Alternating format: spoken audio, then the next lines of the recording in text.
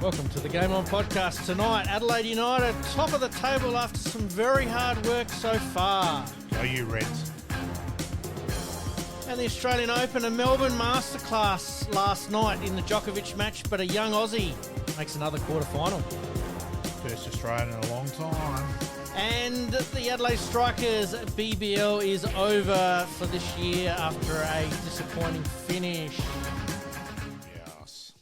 All right, welcome to the Game On podcast. My name's Pete once again. Malcolm is joining me here in the studio. And, mate, what was your good for the week?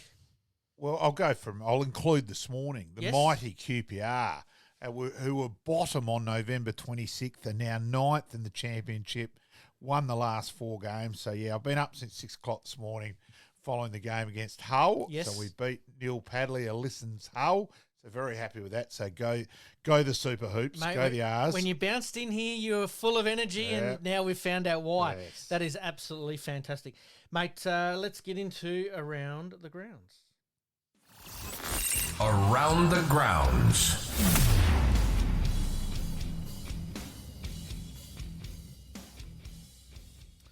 All right, we've got a fair bit to cover tonight. We're going to talk some AFL, obviously, with the season not too far away, actually. We're going to talk some baseball, we're going to talk some basketball, but it would be remiss of us not to start off with Adelaide United. Adelaide United sits top of the table. Now the challenge really begins because they will be the hunted. Yeah, good win against Melbourne, victory last week. Very high standard game from talking to a few people who were there. Yep. And a couple of good goals. So, yeah, big game. And we're recording on a Wednesday night this week. Yes. And we play Auckland tonight. So, huge game that I'm sure we'll be following during the show at some stage. Adelaide United have basically finally got a home win. That seems to be the missing piece of the puzzle this season. They've been able to win away. We've talked about it with football teams, and lawn bowls teams and tennis teams and cricket teams. Those away wins are gold, but you really want to be banking your home wins, and it looks like they might have just sort of turned the corner there. Oh, hopefully, but it was probably more the fact that they were in front in 2 home games and lost one and drew the other. Mm-hmm. So really, we could be well on top. Yep. And that was the disappointing bit. And then they came from behind. So I think coming from behind also away is another big tick. Yep. Big tick in the mental bank in terms of, it gives you a bit of confidence, hey, we can fight this right the way and come out in the other side. So, yeah, huge game against Auckland tonight. Absolutely. Where do you think it's gone so right for Adelaide United this year, considering at the beginning of the season we were a bit unsure, a couple of big name players moving on or moving overseas to other clubs? Oh, it's a pleasant surprise, and I reckon Adelaide United deep down would be saying that as well. Mm-hmm. I think they would have been worried. Look, to Calvi and the club's huge credit, their mantra and philosophy is to play South Australian kids. Yep. And I think they said at one stage last week there was 8 out of the 11 have debuted at junior level in South Australia. Yes. So that's a fantastic tick to also the other clubs as well, the whole development of youngsters in South Australia. So very promising. Well, one of those youngsters you talk about is Ethan Cox. I do actually know Ethan. Did work with him a little bit up at Teacher Plaza there while he was sort of doing his apprenticeship under some pretty good goalkeepers at Adelaide United. Yeah. He got his opportunity on the weekend. All right, he did let through a couple of goals, but I thought he was very, very serviceable. Yeah, I don't think he could do much with either of the 2 goals. His body positioning was good. He blocked one where you made use of his big frame. Yes. So, certainly encouraging. Absolutely. Hoping to get Ethan on at some stage. I have spoken to him about potentially popping on, but obviously at the moment they're very, very focused on the remainder of this season. So, well done. Can they maintain the winning streak? Well, we can only hope. Yes. Tonight's probably the big test, isn't it? Top of the table clash.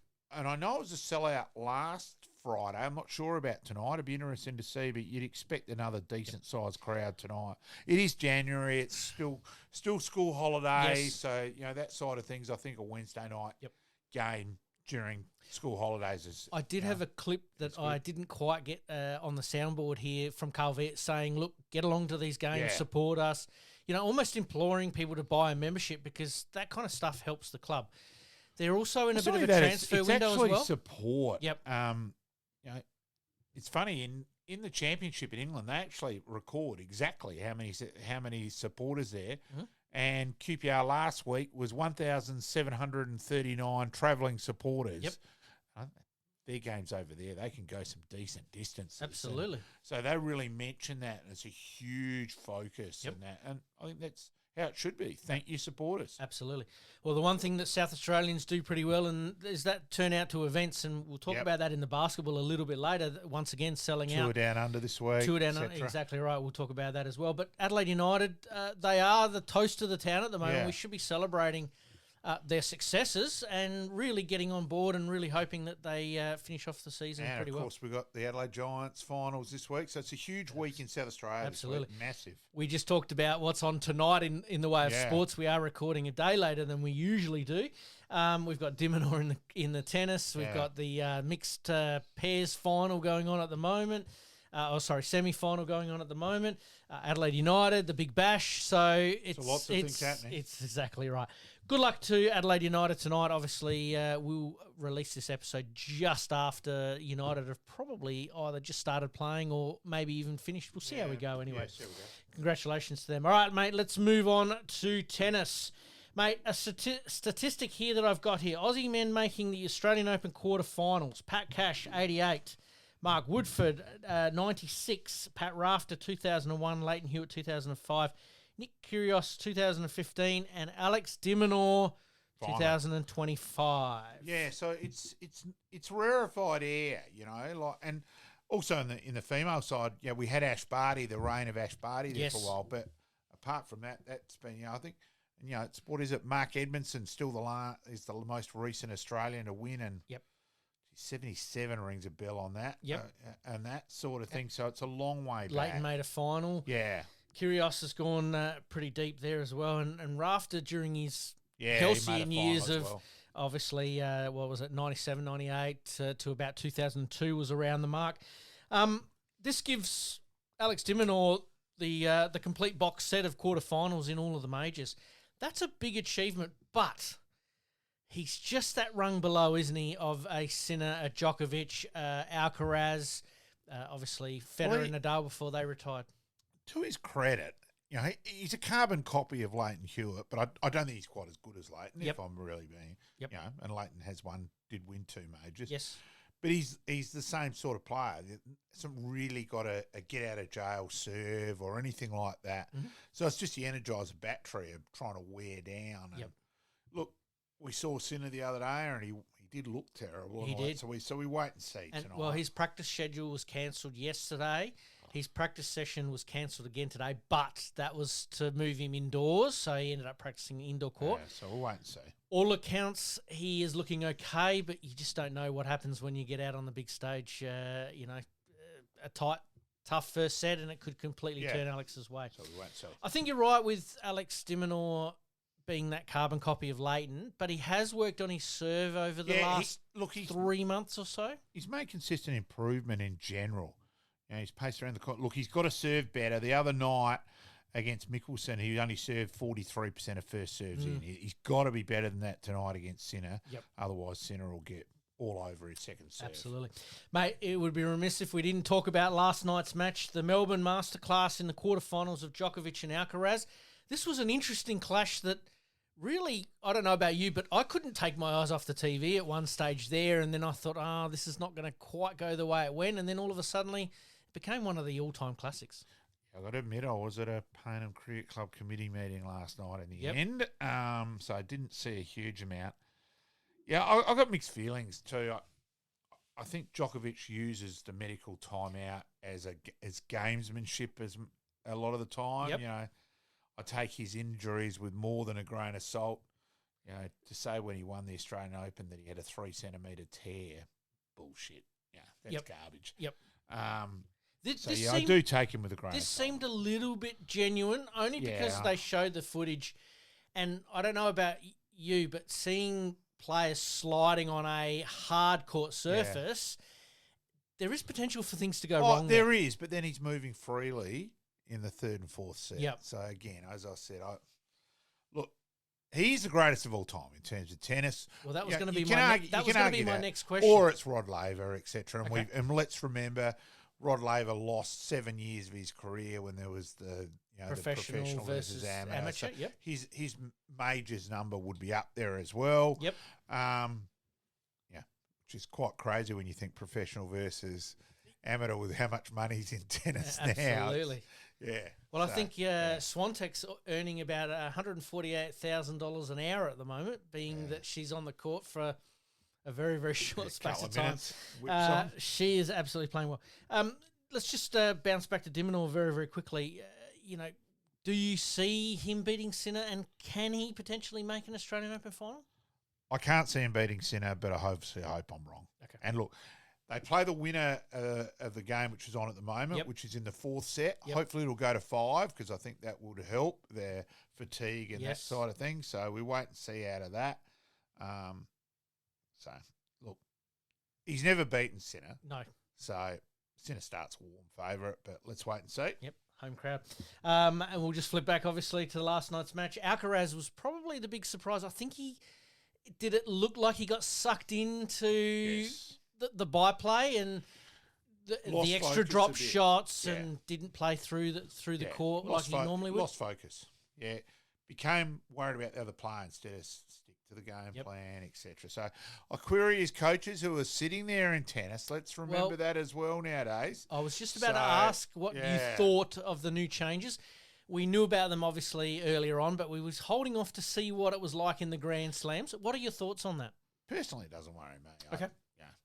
But I find it, again, amusing that the coaching was a no-go. You could get disqualified if the coach was signalling. Well, you could see them up in the stands in the players' box giving... Yeah, the signal. So it's gone. So I think it's a bit more common sense now. Yep. But, again, exactly like we spoke about with Laver, professional versus amateur, they seem to go from one to the other. So. Yep. Do you think that's a good change for tennis in general? I don't think it hurts. Yep. Alcaraz, as you said, getting sort of sucked into some of the byplay. He was probably, there was a couple of moments there where he tried to taunt Djokovic. Do you think that's the right move? Because he's a divisive player and almost needs that us against, or me against them, or me against everybody else to get him going. I think he just fell for it. And if he just kept stuck to the game plan and had won that second set, Djokovic may well have pulled out. Absolutely. Let's talk about Djokovic one more time here, mate. The Tony Jones comments. What are your thoughts on that, mate? It's almost an international incident. Tony Jones has, how he's got that job and had it for so long, I don't think he's got any great sporting knowledge. Mm-hmm. Never has. Yep. I've always shaken my head with various things over him. Yep. It was an attempt at humour. Yes. It was a very poor attempt at Absolutely. humour. It was dumb, but then I do think there's been a bit precious from that side as well. But that's our sense of humour. The Serbian bit to say, it's an international incident, all that, for goodness sake. Yep. But it was just so dumb. It was. Buy in with the crowd a little bit, but you need to think about what you say. I get with you, and I think Darren Cahill went on ESPN and sort of explained it in a way that he's part of the footy show. It's more of a comedy look at things.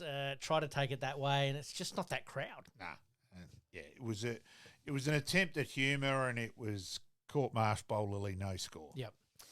We might leave that one where it is. It's going to be interesting to see over the next few days who's going to be our women's and men's champions. I think the women's is probably a little more open.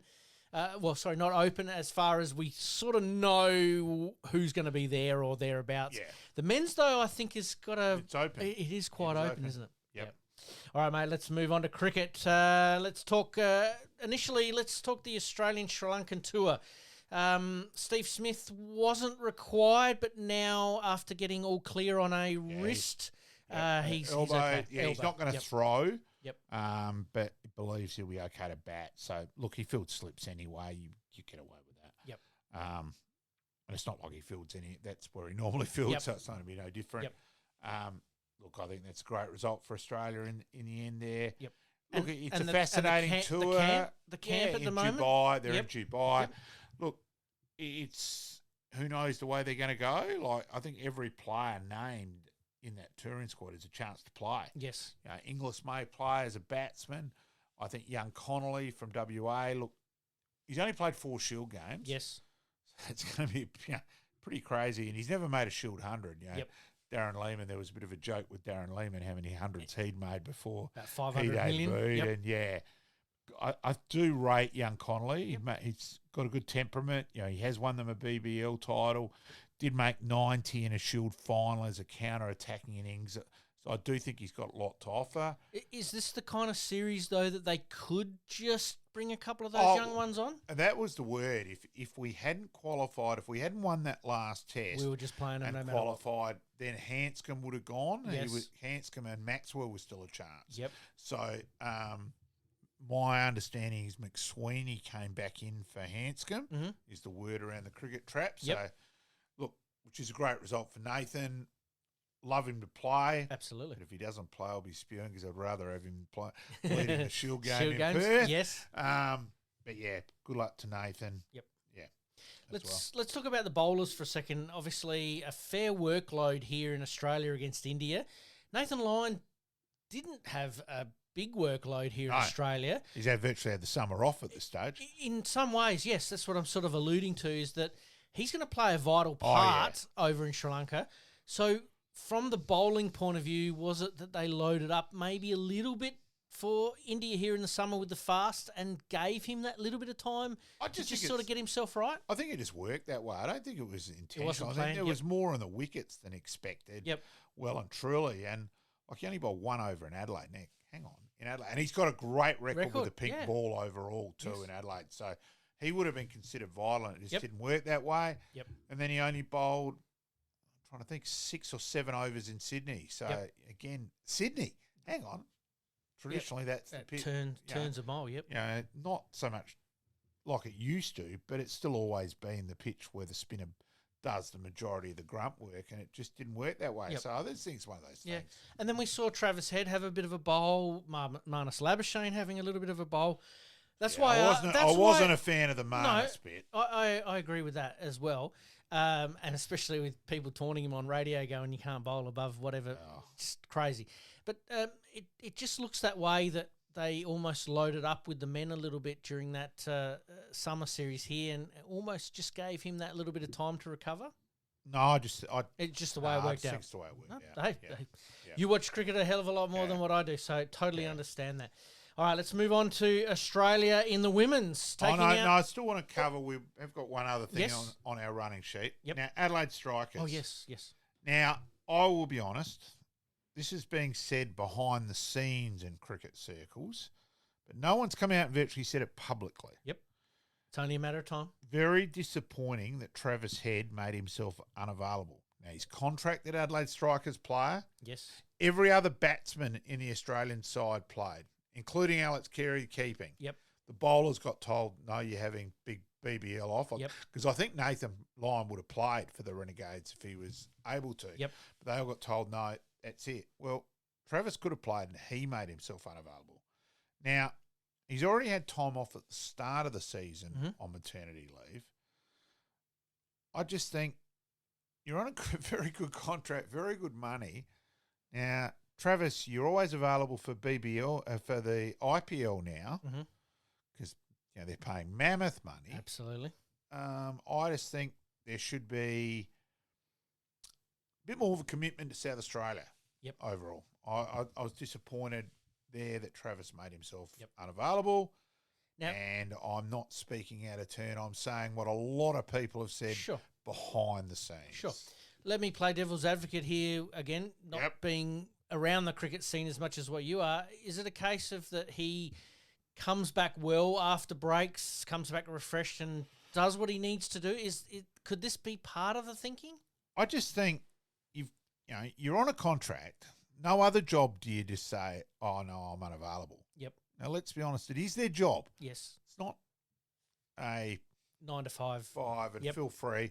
Now, he actually made a joke against himself saying he had the Melbourne Test match off when he got panned out and said he was glad that he contributed. Yes. Because he'd had the rest of the game off. Well, hang on. I just think you should be wanting to play. Look, admittedly, myself for the Strikers, whatever. Yes.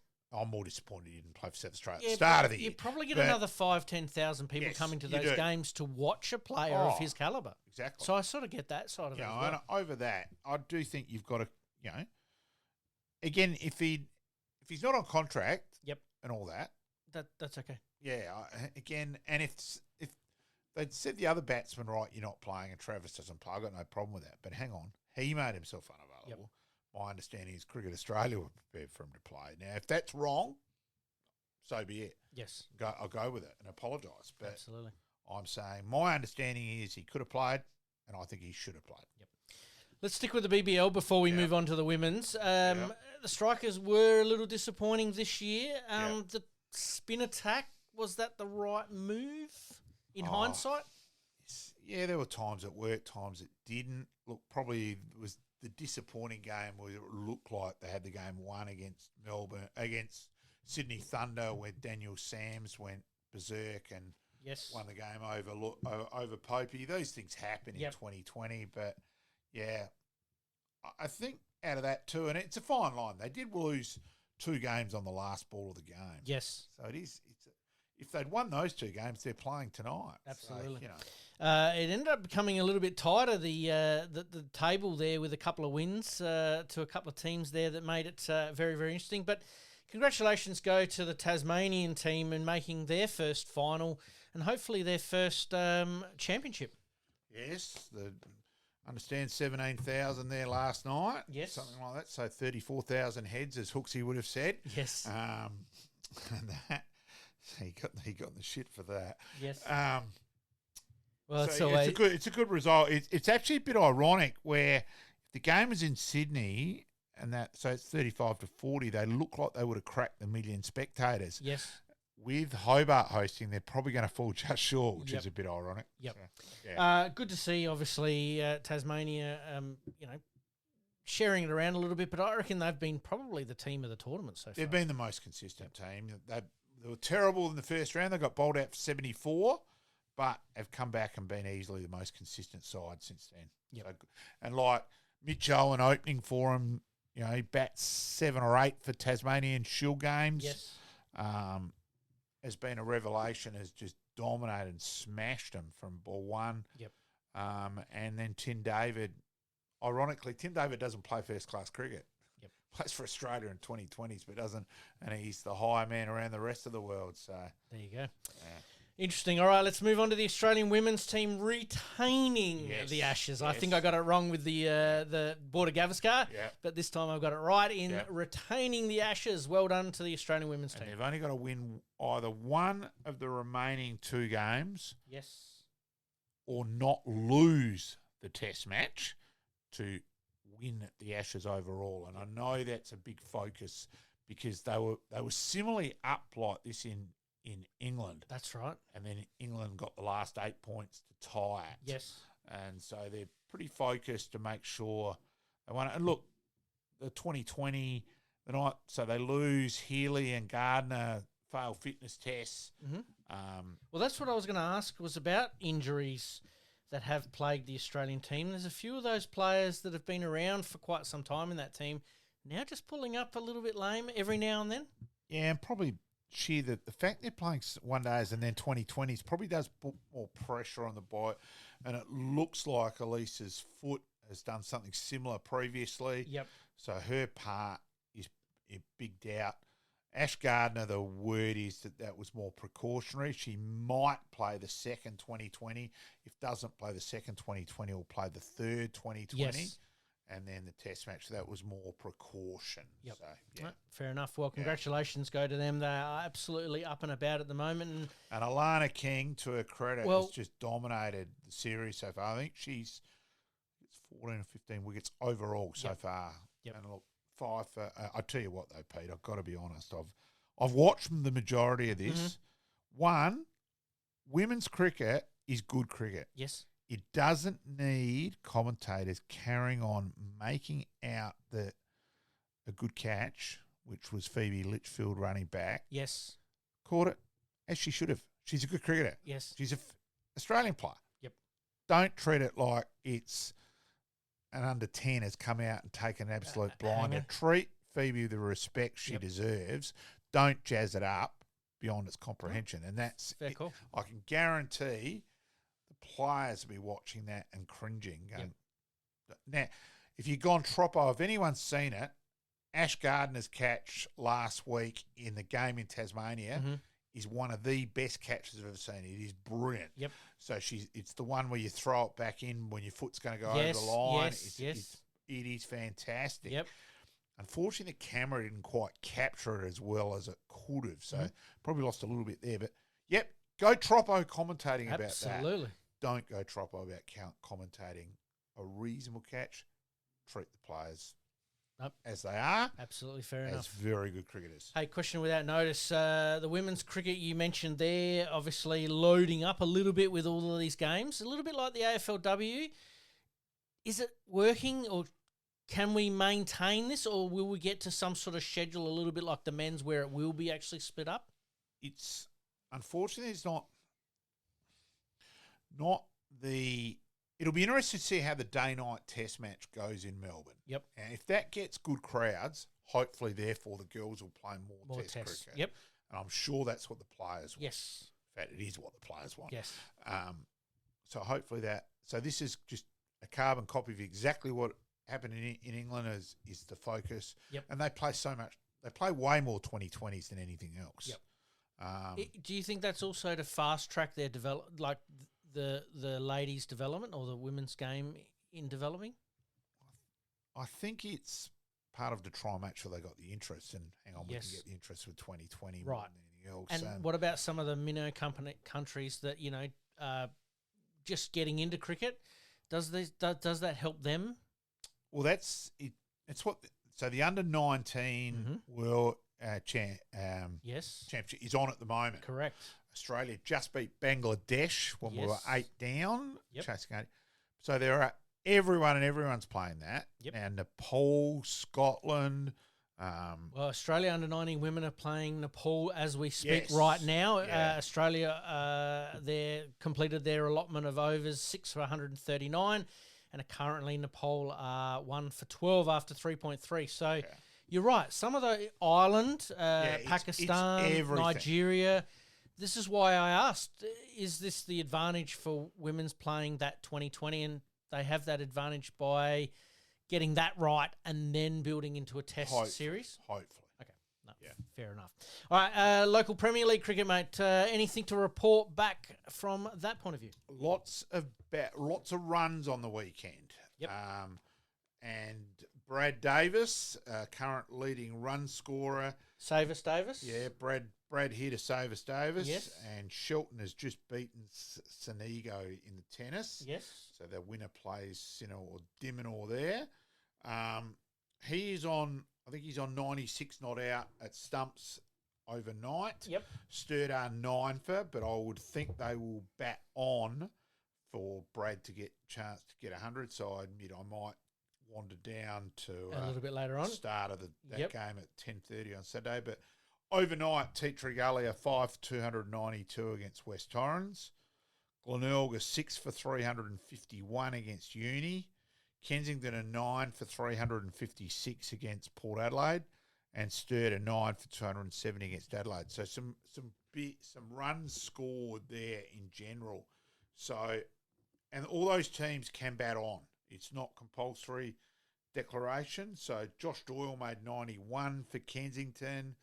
As I said, Brett Davis and that for Teatree Gully against West Torrens. Yes. They've all contributed. So the highest score so far is Luke Holman, with 72. Joe Gadding, who is related to Mike, 68 not out at stumps. So be interesting to see how much longer they bat for there. And Glenelg have just, it's again there. It's been a real solid contribution. Josh Roach made 116 and Jack Haynes 96. And every player otherwise has made double figures too. So 21's the next lowest score. So they've all contributed. Probably in Div 2, East Torrens made, let's go there, I think on memory, 202. I'm gonna do this on memory. Yep. East Torrens 202, of which Ryan King top scored with 91 on memory. I found it now, and Cooper Luke 60. So there was actually a hat trick from Hugh Stone from Southern Districts. They made 202, but well on top at stumps in terms of East Torrens there. Southern Districts are 8 for 48 at stumps. And that was split over last weekend. And no, that's that day. Oh, that's that day. Yep. Sorry, so they apologies. Play again this Saturday. Yep. So there, in the other games, Prospect made 230 against Woodville, so Woodville start batting this week. Sacker under-19s made 302, but Northern Districts have already started batting, and the none for 16. That's at Karen Rolton. Now, look, 302 at Karen Rolton isn't a lockout score. Agreed. It's probably 220 anywhere else. Yes. So that's game on, well and truly there as well. Absolutely. All right, you said you're going to sneak down there. Anybody that is in the area, shout out to our man here. He'll probably have a couple of books hiding in the back pocket or a backpack. Yeah, if I didn't. Absolutely, and come and see him for a book. If not, he'll probably catch up with you. Mate, that is absolutely fantastic, and good luck to those teams that are involved this week. And I'm surprised they're actually... We'll cover women's first grade a bit more next week. Yeah. Adelaide beat Kensington last week, for that's their first time in Adelaide's history to beat Kensington. So the Adelaide girls were up and about. Absolutely. There. So we'll make women's first grade the focus next week. We need to find out what pub they're at, because they would have been definitely up and about that night after a good victory. Yes, Lisa Girth would have been out and about. Yes. Mate, we are having a couple of little technical issues here just with one of the cameras. We'll fix that up in the break, and we'll be back to talk some AFL, some basketball, and the baseball, which the Giants are hosting a final this weekend. Coming up, let's take a look at some of the AFL teams previewing the season ahead. And as we mentioned, the baseball, the Adelaide Giants are going for a three-peat. And the basketball, are the Adelaide 36ers the most dysfunctional franchise in Australian sport? You're listening to the Game On Podcast. We'll be right back after this short break. Looking to buy or sell your home anywhere in Adelaide, from the hills to the sea? Meet Gary KRIEVS, your dedicated local agent from OUWENS CASSERLY Real Estate.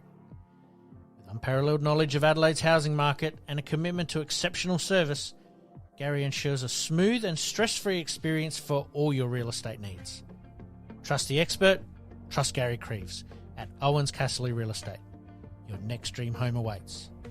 Contact Gary today on 0422 071 317 or on email garyk@ocre.com.au. And for more listings, please visit owenscasserly.com.au. Make it happen. Once again, thank you to our sponsors, and by all means support them when you need their services. All right, mate. Let's continue on. We've fixed some of these technical issues, and we're going to talk some AFL. Your team's strengths, big strengths for the countdown of the season, starting with Adelaide and Brisbane. Where do you see Adelaide improving this year? If Thilthorpe can stay on the park, I think he's, he was Adelaide's the key, wasn't he? He is. He's a vital player. That straightens them up. It enables, there's more crumbs, so Rochelle comes into it more. Neil Bullen will come into the equation then as well. Yep. I think Adelaide, they're going to bat a little bit deeper. I'm still disappointing with ruck. That's my own bit. Yep.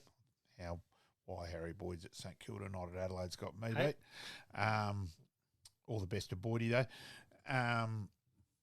Finally, St Kilda announced it, despite the fact everyone's known for over 2 months. Yes. It's crazy. Yeah, it is, definitely. Adelaide obviously going in potentially with 3 tall forwards. Do you think that is the formula going forward? I mean, Brisbane sort of used it to their advantage last year. Is it the formula? Oh, see, for mine, Fogarty's not really a key mark. He's more the lead body. So I don't count him as the big tall forward. You know, it's more than him and Walker. Tex won't play every game. No. You know, so that'll vary. I think Adelaide are there. They lose Himmelberg. Not that bit of depth there. So it'll be interesting to see which way they go there, especially because Taylor won't play every game. Absolutely. Adelaide's age profile is 24.7 years. They are the 8th oldest. I think that is a nice steady improvement for what they're looking at long term, isn't it? It's a fine line too, because Walker retires at the end of this year. Suddenly the age group goes down dramatically. Yep. They recruited Neil Bullen, so it goes up a little bit. Yes. So it's a real fine line, that one. Average game 69, the 12th most experience. Well, that puts them right in that window where we think they really are. Well, someone like Rochelle now, 35 to 40 games, should be starting to be more consistent. Yep. Hopefully he's a bit tougher at the ball and body. Well, that was my complaint. All reports, he's having a good pre-season. Yeah, so things like that there, because they need him.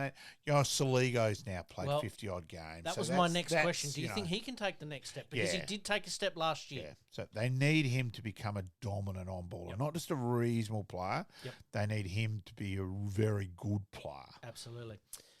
Most games, obviously, Taylor Walker, as you mentioned, 278. Could he make 300? It's unlikely, but, Stranger things have happened. If you had a year like he did 2 years ago, Easy. and he's All-Australian, well, then he gets another year's contract. Yep. So, because Tex will play as long as they let him, basically. Yeah, no, and I agree good on there. him. Absolutely. He says he's enjoying his football more these days than a few years ago, which is interesting comment, really, isn't it? Yeah, Taylor also has a person now, 3 kids, so he takes the kids out there all the time. So that's it's funny how it's a family thing as well. So and he's great with his kids too, Tex. Players with 100 games plus, they've got 10 now, so they are in that window that you did talk about. And players with less than 50 games, they've got 20. That's the one that they need to really get down, don't they? Yeah, but at least now they've got enough experience.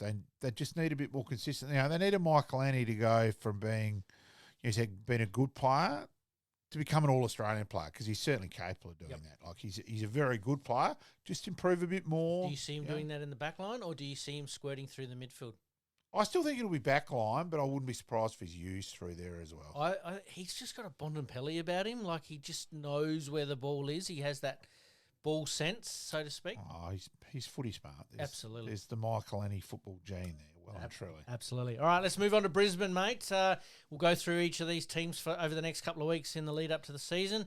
Where do you see Brisbane, the reigning premiers, at? Joe Danaher is probably a little bit of a big loss, isn't he? Oh, he's a massive loss. So it's going to be interesting. Now, they've recruited Sam Day, and I'm rapt that Sam Day gets another year's contract. Yep.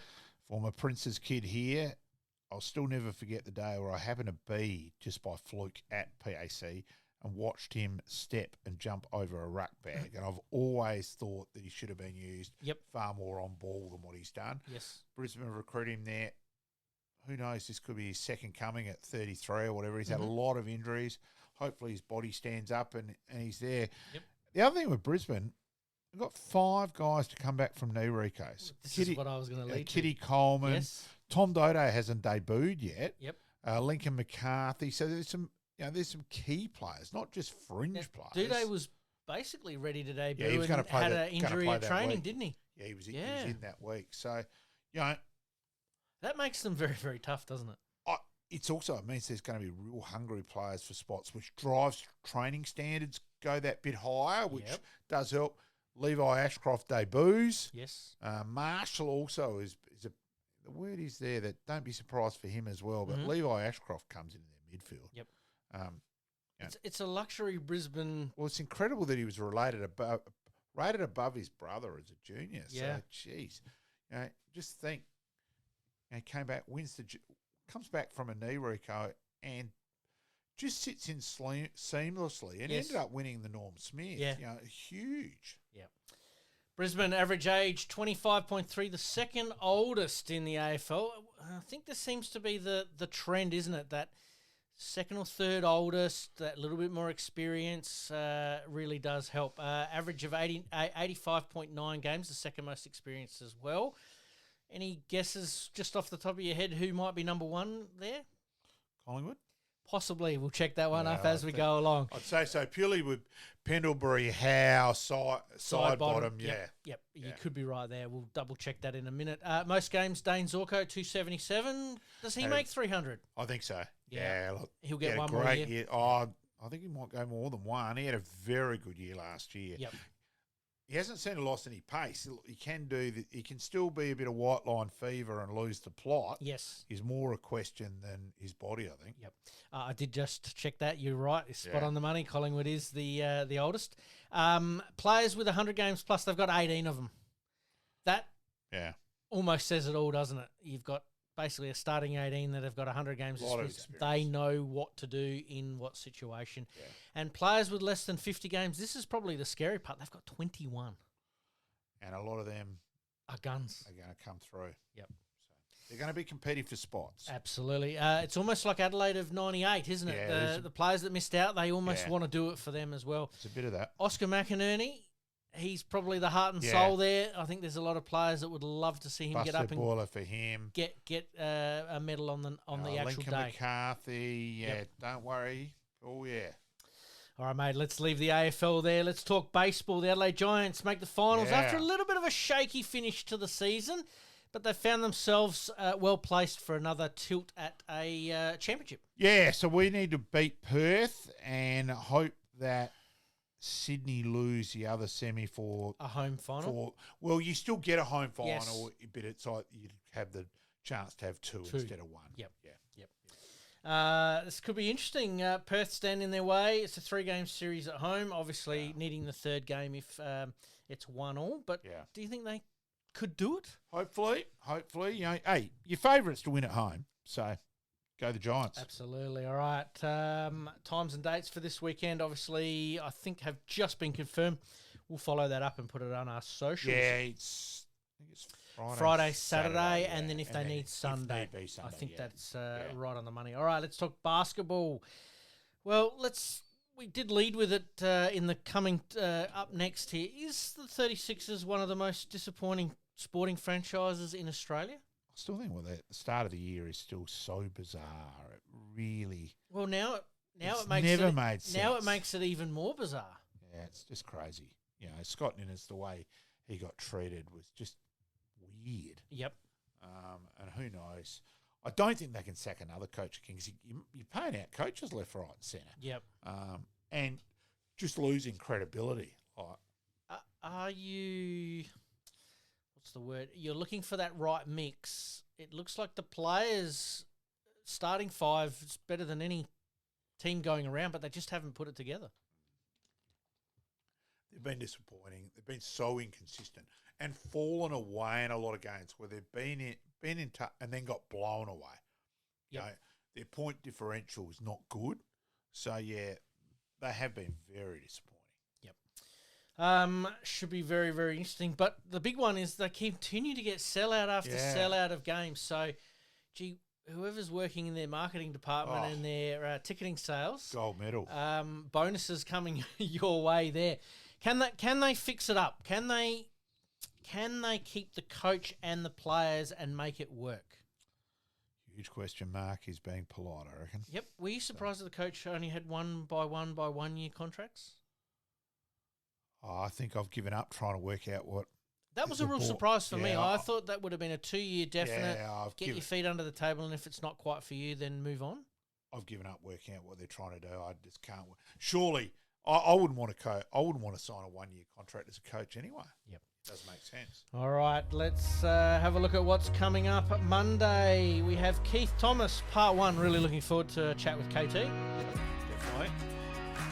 And Wayne Wiedemann, part 2. Always a popular chat with the Weed. Man, the Weed. Absolutely. You're listening to the Game On Podcast. We'll be right back after this short break.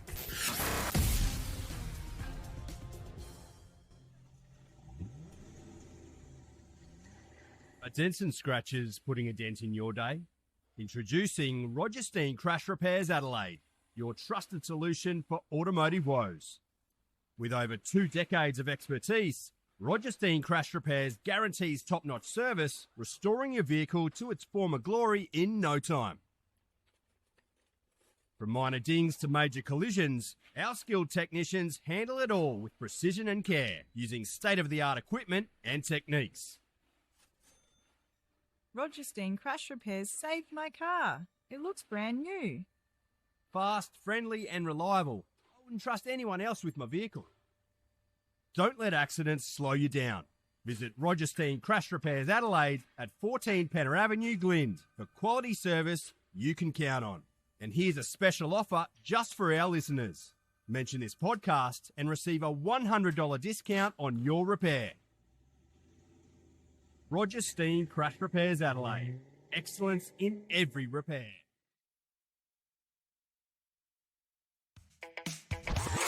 Flashbacks.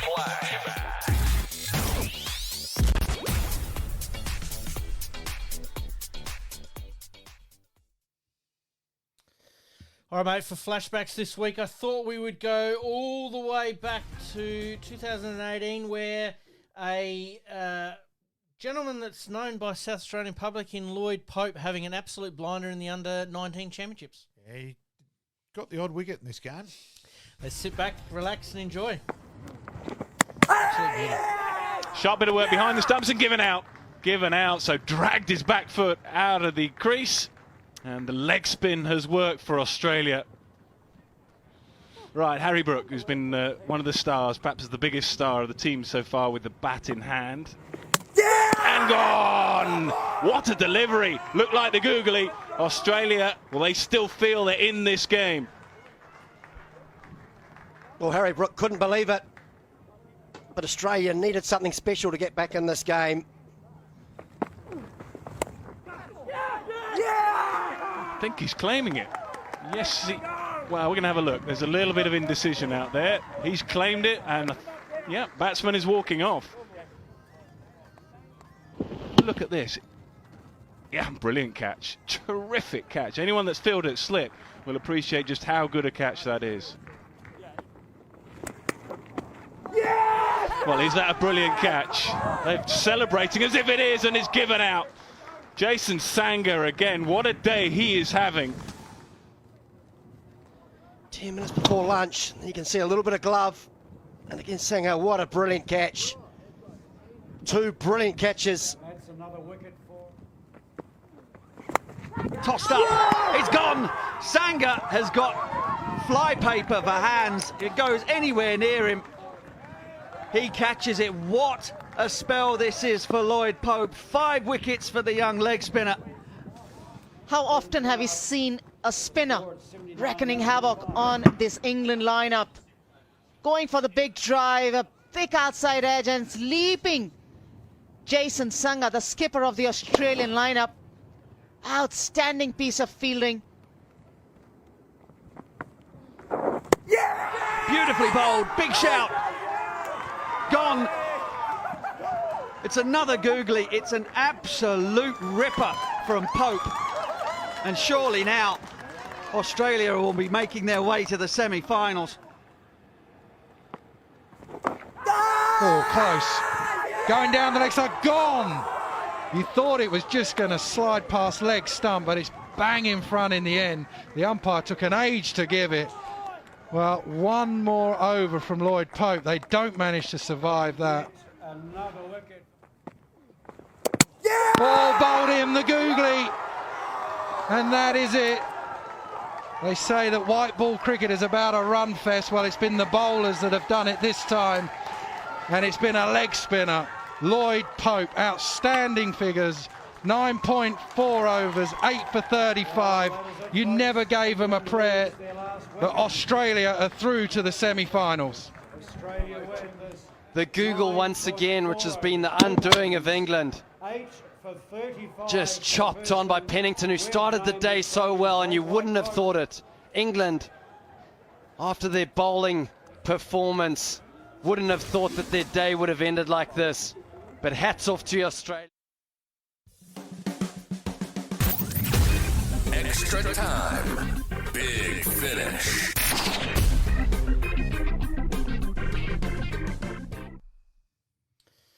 All right, mate, that was some impressive bowling from Lloyd Pope there, mate. I know we were making comment. There was some classic catches there from Sangha. Yeah, playing here now. Yes. Jason from New South Wales made 100 in his debut for South Australia, and yeah, he can catch. Absolutely. Mate, we're going to whiz through the extra time big finish today. The AFL just announced by the Gold Coast Suns set to confirm the landmark appointment of Rhys Shaw as the next AFLW coach. The move will see Shaw become the first person to hold the title as full-time senior coach in both AFL and AFLW level. That is fantastic to have somebody back in the game like that. Yeah, and look, just read a book too where Rhys Shaw is spoken of in glowing terms. Mental blank on the name of the book. I'll do that next week. Mm-hmm. But yeah, and Tom Harley speaks really highly of Rhys Shaw and all that as well. And yeah, so rapt to have him. But good to have him back in footy. Yep. He made mention that, I really want to coach. He said, I am a coach. I want to do a great job for this football club. So I think he's in the right headspace now to pressure's off with the AFL women. He can teach how to play. Yeah. Absolutely well done. Congratulations there, assuming that obviously everything goes through. Yeah. We were going to talk some SANFL, but I think we might leave that one till next week. There's a few things happening around the SANFL, a few players moving, as you mentioned, Harry Boyd there a little bit earlier. We'll make mention of that again next week. And we'll move on to the Live Golf. We have promoted it over the last couple of weeks, but I'd assume there'd only be a handful of tickets left for this event now on February 14th to 16th. I have chased up. I will chase him up again next week. Nick Haslam, tournament director. And if we can't get Nick, we'll get Craig on. Yep, absolutely. Looking forward to that. Mate, it would be absolutely remiss of us not to talk about the Tour Down Under. It is here in Adelaide once again. This event just keeps on going from strength to strength. And Sam Wellsford has won the first couple of stages. So, yeah, good luck to Sam there. And, yeah, it is. It's a huge event in Adelaide. People out and about everywhere. Perfect weather. I was a little bit late going to work on Tuesday there, and I see all people sitting on the side of the road with their deck chairs going, what's going on? And then I realised I'm waiting for you to go through. No, they were. I wish. But, it was amazing to see those people sitting there and waiting. So well done to there. And the last one to finish off on, mate, the Super Bowl. It's always a big event. We've had the wild card weekends and the semi-finals. And could Patrick Mahomes go back for a three-peat, which doesn't happen very often in NFL history? Chance. And, of course, we've had the big event in terms of the college one where you've had two punters from Australia. So one Maguire, one Rendell. Yeah. So that's been huge. Absolutely. So, yeah. Looking forward to that, mate. The good, the bad, the ugly for this week, mate, just to finish us off. The good, I actually like Melbourne Stars actually coming from nowhere to lose the first five, not throw the towel in. Shows you that it can be done, yes. So good luck there. I'll have a look at that. Look up that score. Forget that's going on tonight as well. It's pretty hard to keep up with everything. It is, mate. We've got it all jam-packed into tonight's episode. Out of that, and as I said, QPR mucking around with a bit. My ugly for the week is in terms of the Australian. And look, I know it's tennis, and it's a difference. It is an individual sport, but Kokonakis served for the match. Yes. And made 3 errors. Yes. Jordan Thompson and Popperin. First come off, the first thing they do is talk about their own injuries. Mm-hmm. How about congratulating your opponent first? It was a lot of me time. And that for me it's the disappointing side of tennis. And again, even last night with the Djokovic, gamesmanship. And that's for me. Yeah, but I just thought, hang on. Hey, Thomas, Kokonakis, you served for the match and made 3 errors. Yes. And then he said, if I'd won, I mightn't have been able to play anyway. And hang on. Yep. Guarantee you would have been out there if you'd won. Well, he did go out for the doubles, but it was more from the crowd point of view. Yeah. But anyway, well done to the Australian players that have put it first. And I think you'll find that from Dimona as well. Yeah. I might leave my good, the bad, the ugly for this week, mate. It's been another huge episode. Thank you for your time today. I thank Keith Thomas for his time tonight, and we'll obviously be playing his interview on Friday. So keep an eye out on that on all our socials. Again, like we've said before, if you haven't liked, rate and subscribe, please do so by now. Share it to your friends, family, enemies, anybody who loves sport, we love talking sport, and we love to hear from you guys as well. We'll catch you next week. Thanks, mate. In this crazy world we live in, we all need the distraction. Enjoying the show? Like, rate, and subscribe. Hook up and connect with us on social media at Sportscast SA. We'll see you next time on Game On.